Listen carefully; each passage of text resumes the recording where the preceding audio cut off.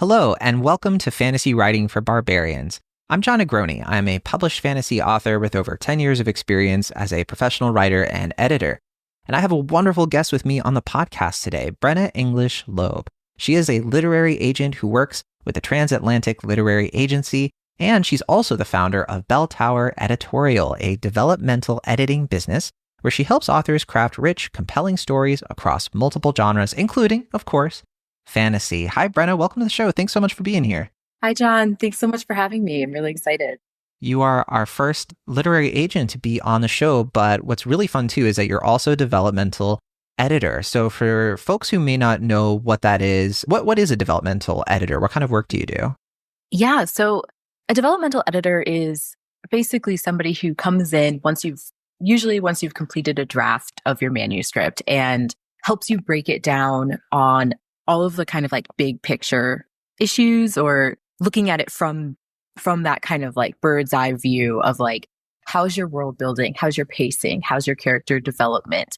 How is the relationship? Maybe you have like a central romantic relationship. How is that working across the whole story? And rather than looking at so much like the sentences on the page, we look at how are things working in the aggregate, and how can we separate things out so that we can make each element work as well as possible to support the other elements. And it can just be very helpful to have somebody to kind of walk you through that step, because when you're in the middle of writing a story, it's like you can't see the forest for the trees. You're too close to it to be able to evaluate it as effectively with that kind of like distance. And so I just come in, read through the manuscript, and then work with the author to try to identify what they were trying to do with these different elements, and then how we can make sure that's what is actually happening on the page. Yeah, I really like how you phrase that, because that is such a clear thing when you share something with someone, and to you, it's your precious, wonderful piece of writing. And then developmental editor is just so good at showing you like, well, here are some things that maybe you didn't notice, but you can make this way better in certain key ways. And yeah, and it's also really cool that you also come to it from the literary agency side, just because you've probably read endless queries from aspiring published authors. And so you definitely know a lot of the mistakes that can be made and all of that. And so that must be very, very helpful in coaching people on, what to expect and how to set people up for success. So really cool to have you here and to talk about, we're going to be doing really like something a little different from the show. We're not going to be looking at one prompt. We're going to be answering some questions that our wonderful producer, Natalia Emmons, secured for us across the internet, a few from people in the community as well. But Natalia wanted to make sure we find some things that really speak to your expertise and can hopefully be very helpful to folks who are specifically writing fantasy. We have a lot of fantasy authors who are listening to the show right now, who a lot of them are maybe writing for the first time. A lot of them are beginners, but we do also have some folks who maybe have been writing for a few years and are just kind of trying to find strategies and assurances that they're on the right path, or they can find something that's going to set them on the right path to write that story that they are proud of and ready to get out there to the world, if that makes sense. Let's get into our first question here. So this is actually something that Natalia sent over from the Fantasy Writer subreddit, which we read from quite a bit. And this one is from username XL Pancake. And I think Natalia sent this specifically because you were going to be on the show, Brenna. But the question here is, did the developmental edit take a long time for anyone else? I finished the first draft of my novel about 2 months ago. I took about 1 month off to read some fantasy books and put some distance between me and the draft. Side note, great idea. Going back, I created a master outline going over each scene with changes I wanted to make at a high level. Now that I'm implementing a developmental edit, I recognize that my details, prose, and dialogue could all use work. Several portions of the draft, but most of it is getting rewritten or expanded. I'm feeling a little discouraged at how long this will take to get a solid story at the end. How did the process go for everyone else? So what do you think, Brenna? Because it sounds like they're doing a lot of the right things. I think that they're trying to do too much in this one edit. And I think Interesting. that when they say that I recognize that my details, prose, and dialogue could all use work, that is like a separate edit.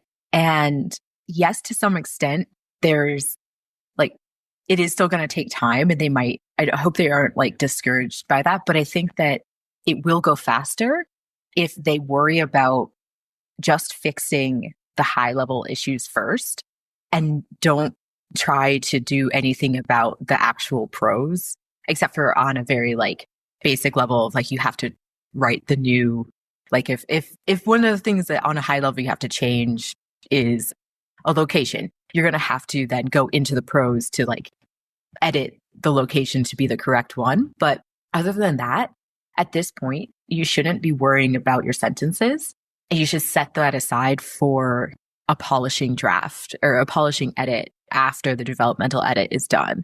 So you still have to do it. But I think separating it out into two tasks makes it so that you aren't repeating any work. So for example, you aren't like polishing a lot of prose that you then have to change because of a high level change. And I think it can be less overwhelming to just really be focused on one aspect, like high level versus prose at a time during an edit. Because when you're trying to do both, it's just like, it's too complicated. It's just too much. It's overwhelming. And it does take longer, I think, a little bit. I see what you're saying. Yeah, because we've definitely talked about this on the show before about how this kind of thing can lead to burnout, where you're rewriting and revising so much because you don't get through that specific edit that you're talking about, the macro edit, the one that's more about, are all my pieces in the right place? I think it's tough because when people reread their stuff, they less and less have an emotional reaction to it. And it's almost like you're chasing that, like, well, if I maybe fix my sentences as I'm going back through this, I'm going to get excited about this again, or I'm going to feel that emotion I felt when I first wrote it. And then you just get in this spiral, and then a year passes by and the book's still not done, and what's going on? And yeah, I see what you're saying. Yeah. And it's like, your writing is always going to sound like you, it's always going to sound like you wrote it, especially to yourself. And I think that is something that can be really tough for writers, especially the first couple of times you're completing a manuscript. Is you feel like subconsciously like, well, once I edit this and once I make this as good as possible, it's no longer going to sound like I wrote it, and instead it's going to read like it's a book that I'm picking up off the shelf. And I do think that, I'm not to say that that's impossible, but I think that's pretty rare. And it's different to like the feelings that you get from writing are different than the feelings that you get from reading.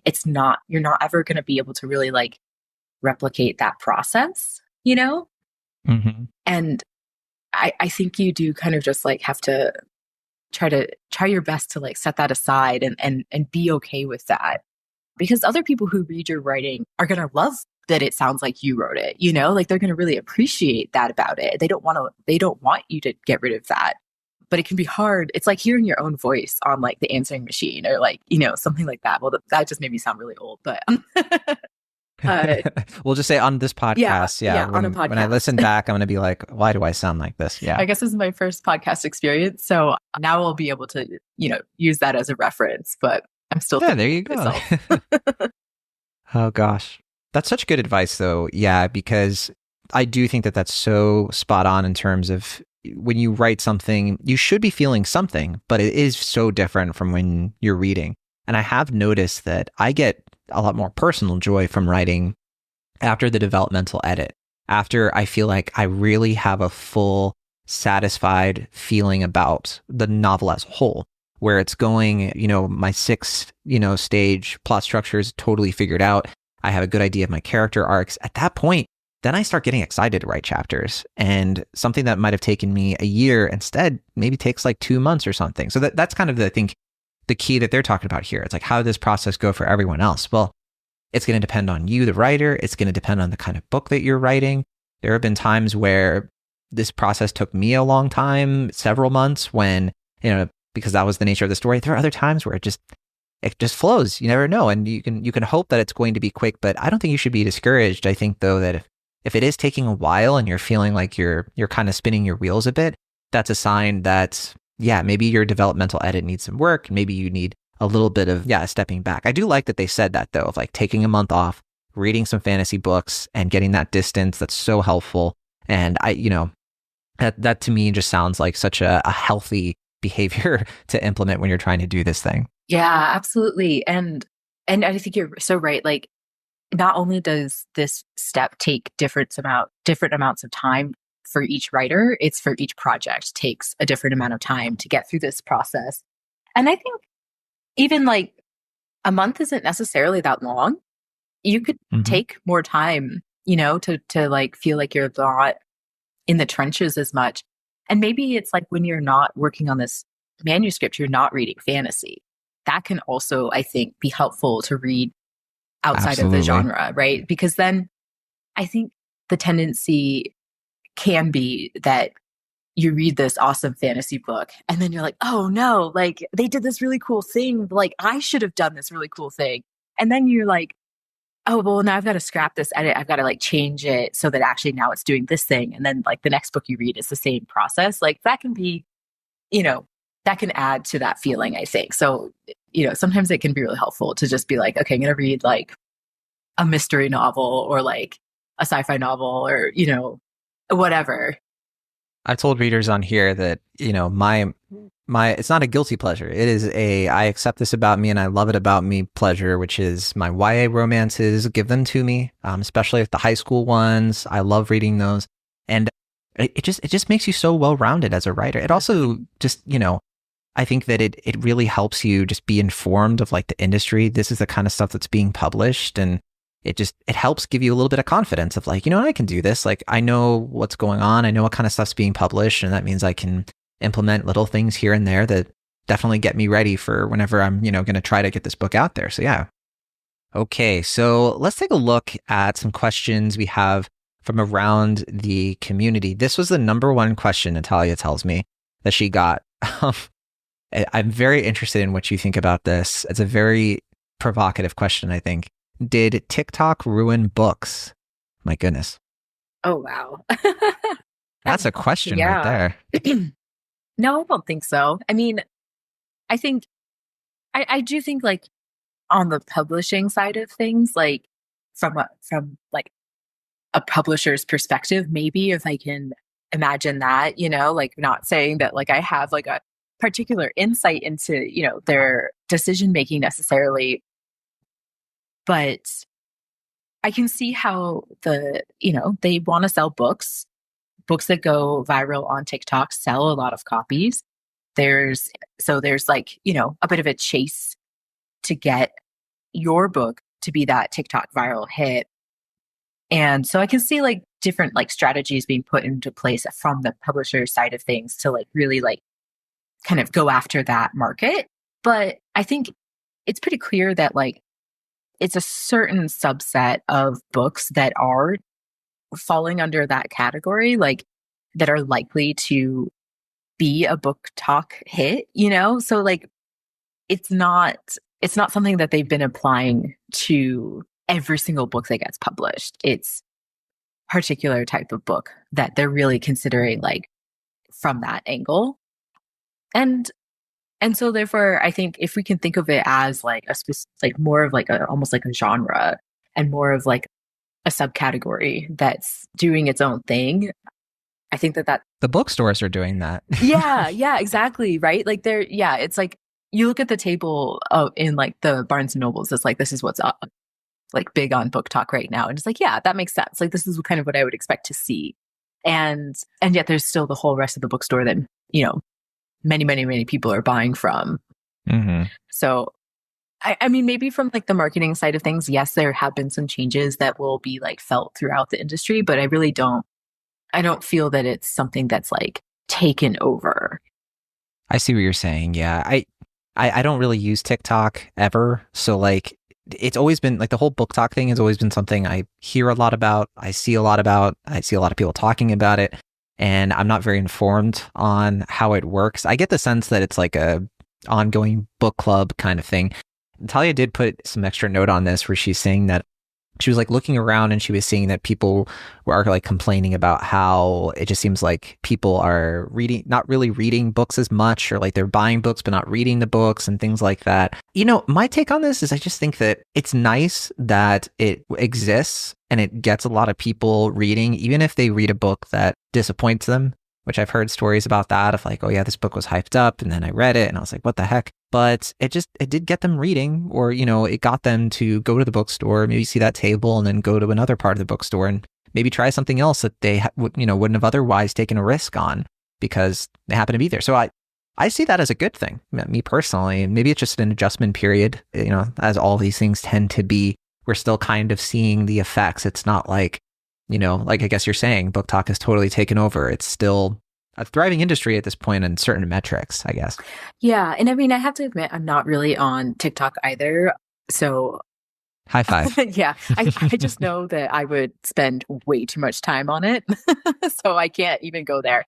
It would be too effective on me. But yeah, I think you're right that it's like, it is kind of like this virtual book club kind of atmosphere, right? Where people are talking about the books that they've read and they're like recommending them or like potentially not recommending them, I guess. And whether or not people are reading them, I mean, I think it's a thing of like people often, like people have always bought books that they didn't wind up reading, right? It's just that like maybe you're a little bit more aware of that phenomenon because people are maybe talking about it a little bit more. I do think that one of the broader changes is the kind of like thinking of books in terms of like an aesthetic object as opposed to like being more focused on like the story in the book. But like, of course there's like, I mean, like I have special editions behind me like right now that were like part of like a book crate for one of my authors and they're amazing. Like they're beautiful copies. And so people are like, well, I bought the normal copy from the publisher, but now I also need to get the special edition because it has, it looks prettier. It has like a couple extra like things in it. And are they reading it again? Maybe, maybe not. I don't know. But I mean, I don't know how I feel about that. I like aspects of it, I guess. But then, yeah, I think that's the one thing that I think is maybe a little bit not concerning necessarily, but I'll be, I guess, interested to see how that kind of like plays out over the next like 5-10 years. Like what impact or influence does that have on the broader industry, that kind of like special edition and yeah, like that focus on the aesthetics of the book. I have to admit, I'm part of the problem when it comes to physical media because I'm an ebook reader at this point. I kind of slowly transition. Like I used to always be like, I can't read this thing on a screen. That's not who I am. That's not my identity.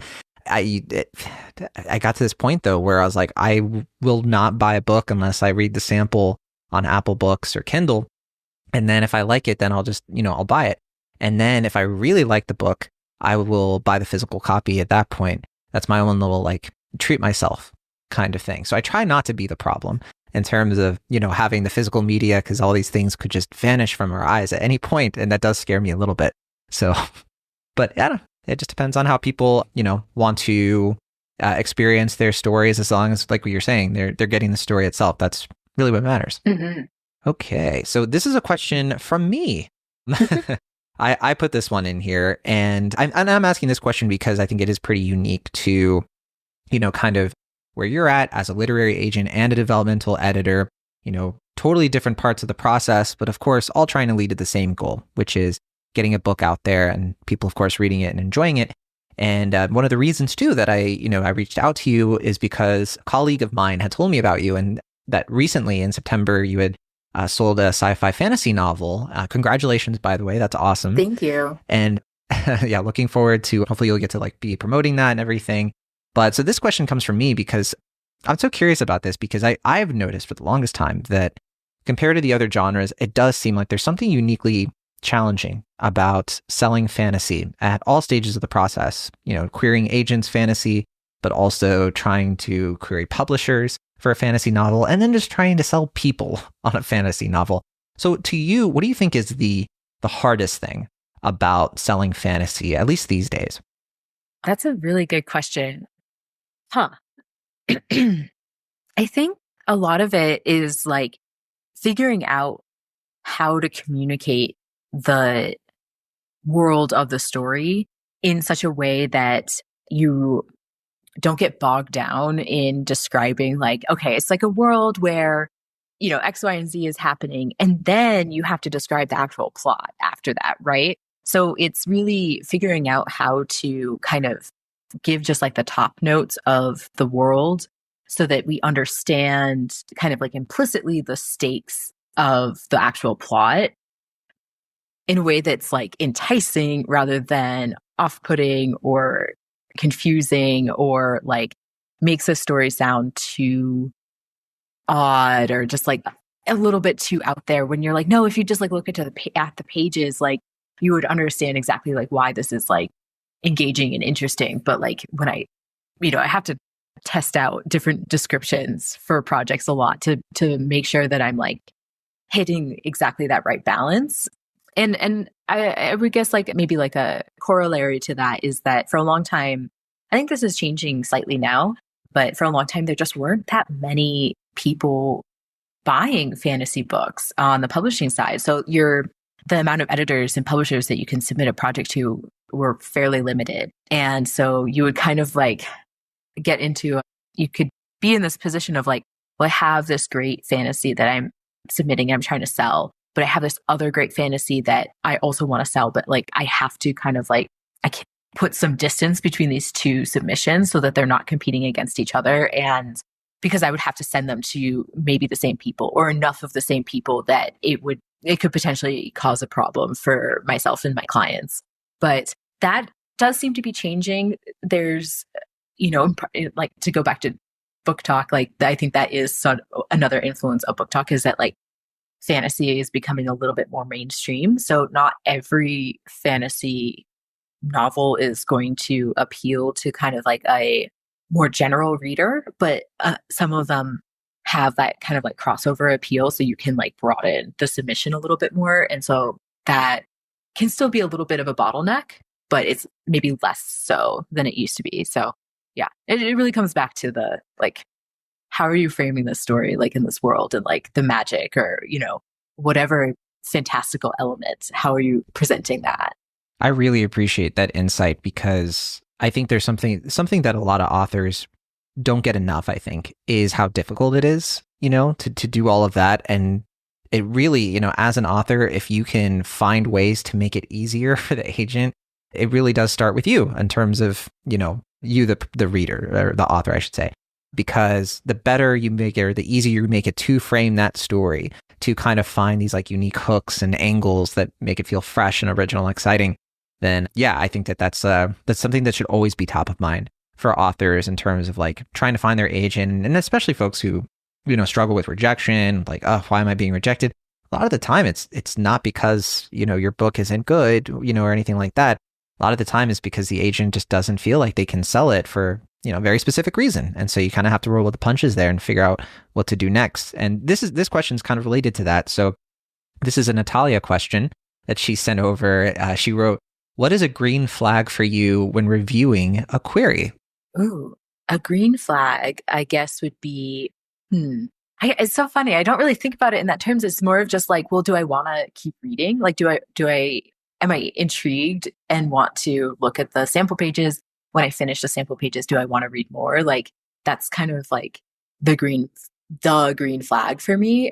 Right. That you're hooked. Yeah. I mean, and I guess maybe there are some components of that. I could break it down a little bit more.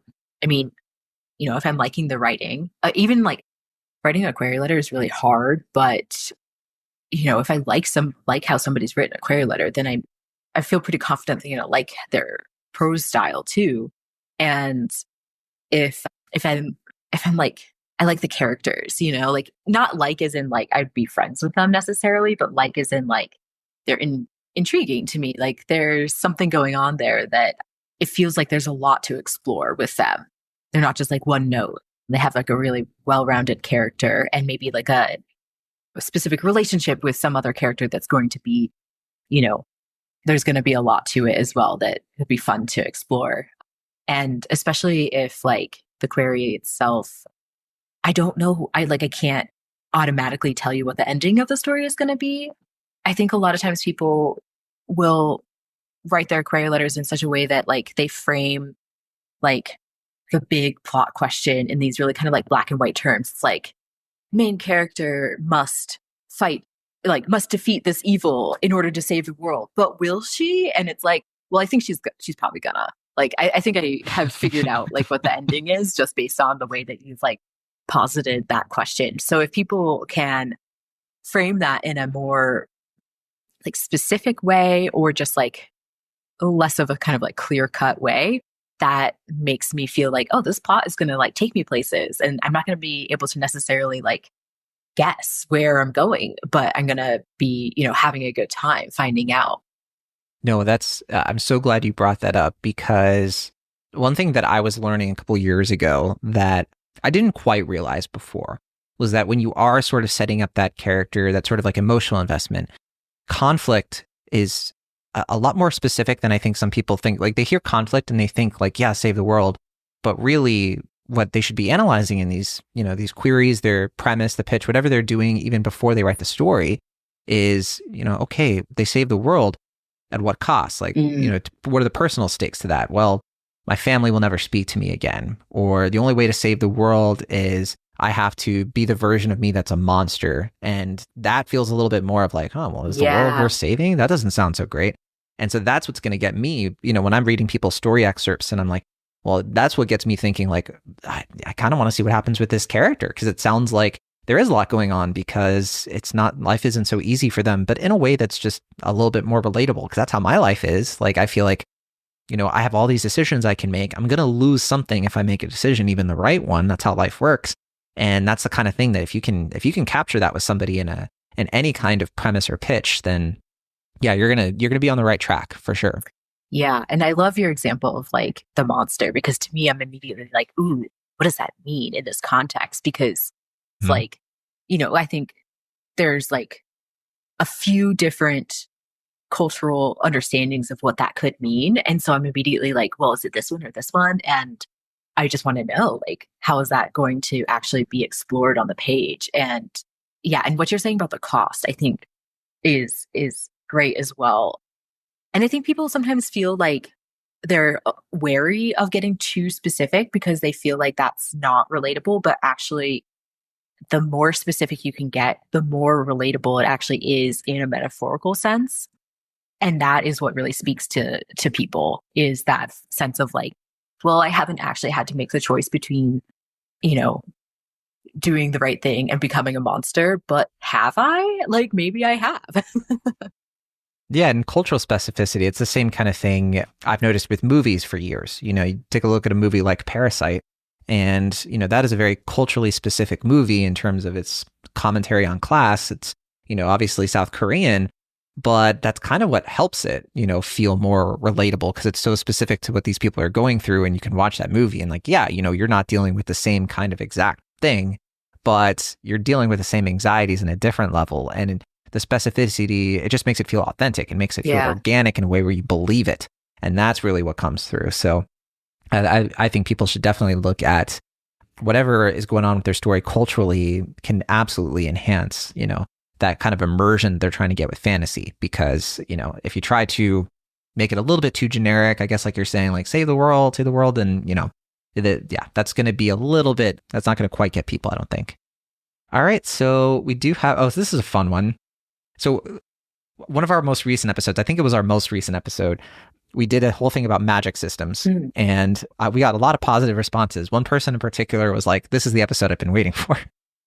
So we have somebody, this might have been that same person, but I don't see a username attached to it. But somebody in our community asked, what are your pet peeves when it comes to magic systems? A little bit negative, but okay. Oh, I don't know that I have like specific pet peeves about magic systems. I'm not sure that I feel like they're often so different, like it's hard to kind of like think of something that repeats across a lot of different ones. But I guess maybe just like it does kind of bum me out a little bit if like a magic system doesn't have like a lot of resonance to it. Like it's just a little bit too maybe straightforward, and it just doesn't seem to be like in conversation thematically with like other parts of the story, just because it's like, well, then why is it here? You know what I mean? Like, what are we using this for on a story level? Or if it's, I guess, I don't know if this really counts as a pet peeve, but if like a magic system is too obscure where you're just like, well, I don't have an intuitive sense of like the rules here. Like what is possible or not possible with this magic system? Like it's, it seems like it's just what's possible is what like the plot needs rather than like what the magic system actually needs. Yeah, I want to give an example for folks, because and a good example, I don't want to be mean. A good example for a magic system that it's actually kind of obscure at first, but that's part of what makes it work, because you're like, what is going on here? And when they finally do explain the rules, it all comes together really well. And that's R.F. Kuang's Babel. So like the magic system in that, where it's not even like a magic system in a traditional sense, I guess, but the way the kind of like uncanny ability works in that story is thematically resonant. It's intrinsically tied to the story. Like the story doesn't work without the magic system being the way it is. And it's part of the commentary. But also when you do get the rules, it's kind of like, oh my gosh, like I've never read something like this before. And the obscurity actually pays off because, you know, we're able to trust, you know, and I guess part of that is because people would trust that author after the Poppy War and everything. So one example, if folks are kind of curious, like, you know, okay, I want my magic system to really stand out. That's a good one to read, in my opinion. Yeah, that's a great example. Okay, so here's one. So 2 people asked this, or a version of this. What is an example of a fantasy premise or subgenre you would like to see more of, not just as an agent, but as a reader? Huh. That's a great question. Premise and subgenre are so different, too. Yeah. Well, I think I'd like to see more of a certain style of fantasy, maybe, that I think was really popular, like when I was a teenager, and is something that like did seem to kind of fall out of favor for kind of like more like epic fantasy, kind of like really high stakes, kind of save the world type fantasy, which is the like, I think it's similar to like a cozy fantasy. And I don't think it actually has a name. So I'm just going to have to try to like describe it. But like, it's something that I'm so intrigued. T. Kingfisher does really well, like who's currently publishing, which is the kind of like smaller story, but like with medium-sized stakes and maybe like a decent splash of like darkness kind of like as an undercurrent. So it's not, I feel like the preoccupations of like cozy fantasy are very heartwarming. It's very like everything is going to be okay. We're all getting along and helping each other. I mean, that's very reductive, I know, but like that would, you know, just to try to like distinguish it a little bit more from like the kind of thing that I'm talking about, which is like, I think T. Kingfisher is doing that really well now. And obviously she also publishes horror. And I think that that is kind of like an influence that you can see even in her other fantasy, where it's like, this is kind of just like normal life where like there's some really disturbing things that are kind of just, we're not talking about maybe as openly, but they're there. They're just like behind that door. And we're just otherwise trying to get on with our lives. And I think I do have Nettle and Bone right on my shelf right behind me. So good. I love, that was my first T. Kingfisher that I read a little while ago, and I'm just like hooked. And then Carolyn Stevermer is still publishing, and like her stuff is like definitely like, I mean, I was reading her as a teenager, and like I think she does this really well. And so I'd love to. Do you think like the first season of Stranger Things kind of fits into that kind of like, and that was a criticism I had of that show as I went on, was that it started to get more and more big stakes, but like that first season, like it's not that it's cozy or that it's small stakes, but it's like, it's so contained, and it's like these kids, like it really is more about like something wild is happening in their world or disrupting their world. And there's a little bit more of that, like, I don't know, Goosebumps kind of feel to it. I'm not sure. Yeah. I think that is another good example. And yeah, like if they had kept it contained to that kind of like small town, although I mean, I think that might be a little bit darker than the stuff I'm just kind of thinking of, because there is like part of that show is always like, well, we thought we defeated the monster, but actually the monster kind of like crept back in. Pretty resonant for this week. Yeah. Right. Jeez. But yeah, like the kind of story where the stakes might be very personal and relatively small, but you're still so engaged with the characters and their community and their problems that you don't really want it to get any bigger. And you really just want to explore their world with them in depth. I like that. I like that a lot. That's very different from the kind of books that I think I grew up on. I get to a certain point. I have a baked in answer for this myself. Like whenever people ask me like, what are the books, you wish, were coming out more? And I'm like, easy, swashbuckling, romance, action, adventure. That's my thing. I want it all the time. I write in that kind of vein a lot. Yeah. Anything if like people are swinging from a rope and they're falling in love, I mean, I'm good. The Princess Bride thing, Mask of Zorro, whatever it is. So yeah, if people are like, oh, John, you got to read this book. If it's that, I'm in. All right. I think we have time for one or two more questions here. What advice do you have for folks when it comes to book titles? This is one that I always am like, I don't know, whatever you want. I'm so bad at book titles.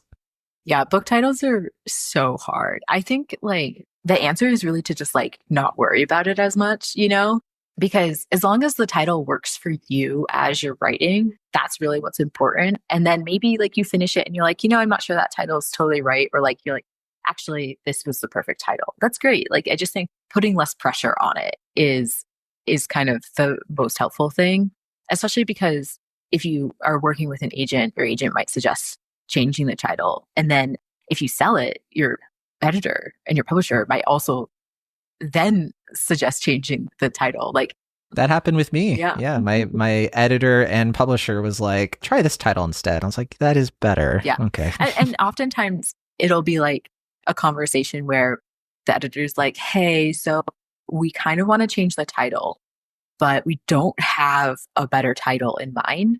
So we're starting like a huge, like everybody involved in this book, like the assistants and, just like everybody who's like working on this book, we're all going to get together and we're just going to brainstorm as many different titles as we can come up with. And then we'll kind of pick amongst those, like which ones that we like best. And cause it's hard, and sometimes it really is like a group effort to find that title that's really like speaks to both the story and a potential reader. I learned that the hard way of like taking the pressure off. Cause when I start a novel, and I've talked about this on the show before, and I start up my developmental edit of it. One of the first things I do is I have like a bunch of questions that I answer on a worksheet. And one of them is, what's like a working title for this? And I just write a few, like 4 or 5. And I pick one. It's like, this is close enough to what might be right. And I almost never go with that. Like, I don't think I ever have. But it's just helpful to put it down, and be like, this could be it. I'm not putting pressure on myself. It'll come to me. My latest novel, I figured it out like, I don't know, like several chapters into like the second draft. And then I was like, this is the title. And it felt great. And the best thing about it was that I wasn't stressing about it and wasting a bunch of time just trying to brainstorm it or whatever. Just it came when it came. And that was that. All right, let's do one more question here. And this is always a good one. What are the best ways to deal with criticism? Or I think they mean more like critique criticism.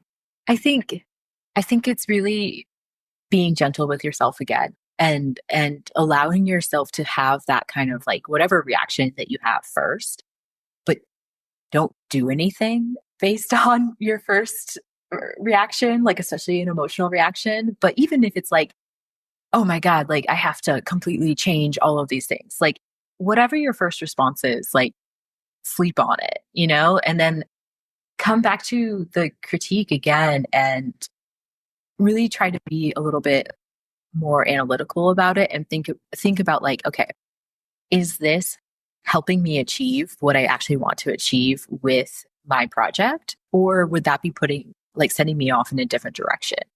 And a lot of times, like, especially if like it's a critique where they're saying like aspect A of your manuscript isn't working, you should do X. They might not be, I guess what I mean is that like they're probably a lot more accurate about the part that's not working rather than what you should do. So because you're the writer, you know your story best and you know what you want to do best. Like I would put more weight on thinking about, okay, how is this aspect not working? Rather than being like, I guess I have to do this whole other thing, that's maybe less helpful. I couldn't agree more. And for folks who have not gone through the kind of the agenting or editor process yet, like when you get the query rejections, eventually those just roll off. You're just like, that happened, like whatever. Like it just you stop reacting to it because you're kind of like, especially the ones that like they're not personalized or anything. You're like, nothing I can do there. The ones that sting are the manuscript rejections because like, and my advice for people, especially with those, is for me, like if I get the manuscript rejection, like I'll be able to tell pretty quick in the email, right? And a lot of the time I'll have been waiting for a while, weeks, maybe even months. And as soon as I see that it's a rejection, I'm like, I'm not engaging with this today. I'm like, I know it's a rejection. I might skim it real quick, but I'm not engaging with the critique. I'm going to take a day, maybe 2 days. I think one time I just didn't look at it for a week. And then I looked at it and I felt so much better because then I read it and I was in the right headspace and I was able to be like, hey, you know what? I got this. Like, I kind of see what they're saying and I could make some tweaks, but I agree with you completely that I don't usually be like, well, I'm going to do what they say and then it's going to be perfect. It's like, okay, this wasn't working for some reason. I wonder why. Maybe I'll rethink this, or maybe talk to a beta reader who knows the story really well and kind of see what they think. And I just feel so much better because if I try to engage with it, and it's a me thing, maybe some other folks too, if I try to engage with it as soon as I read it, it's just like, like I'm not gonna receive the critique in the best way. Yeah, and I think it really it prevents you from even evaluating whether or not the critique is fair or legitimate, and like, or even if like critique is maybe flawless logically, it's coming from somebody who is just not the right person to be giving you critiques. And so their whole perspective is just not really applicable to what you want to do. And therefore, like, even if they might be amazing editorially, their critique is just not valid because they are not the right reader for your story. It's like if you're writing fantasy and you try to send a fantasy novel to somebody who doesn't like fantasy, you know what I mean? Their critique is going to be like, well, you should get rid of the fantasy and instead do this thing that I like, or not is going to be that, but it could be that. And in which case you would be like, well, no, I'm not going to get rid of the fantasy because the whole point is the fantasy. I like the fantasy. I want to do the fantasy. Anybody who's telling me to not do the fantasy is like, their opinion doesn't matter. Actually, yeah, I'm so glad you brought that up because I think a lot of folks will find this very applicable with their beta readers or critique partners. I've been in this situation where I've gotten critique from people and they have asked me to be like, you know what, I think this character's age is wrong. And there have just been times when I'm like, I don't agree. I'm just going to still do this. And, you have to trust yourself sometimes. And I think it's more common probably with beta readers too, because it's more common to like put a book in the hand of just that person not being the right person to evaluate it from the perspective you're expecting. Not to say anything negative about them, of course, but yeah, they just might not be the right person to engage with what you wrote.